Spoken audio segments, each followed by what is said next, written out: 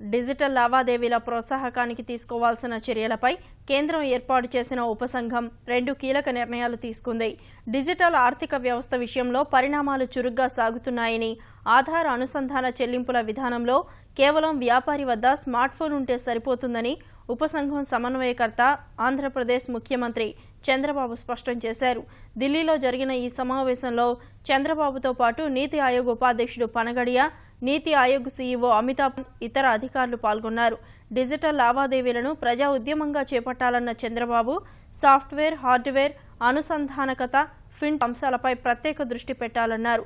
Cyber భద్రతపై దృష్టి కేంద్రీకరించాలని తెలిపారు.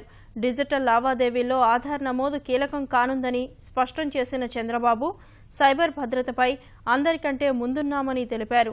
మొబైల్ లావాదేవీలపై అందరూ ఆసక్తి చూపాలని పిలుపునిచ్చిన ఆయన విడతల వారీగా POS యంత్రాల పంపిణీ జరుగుతుందని తెలిపారు.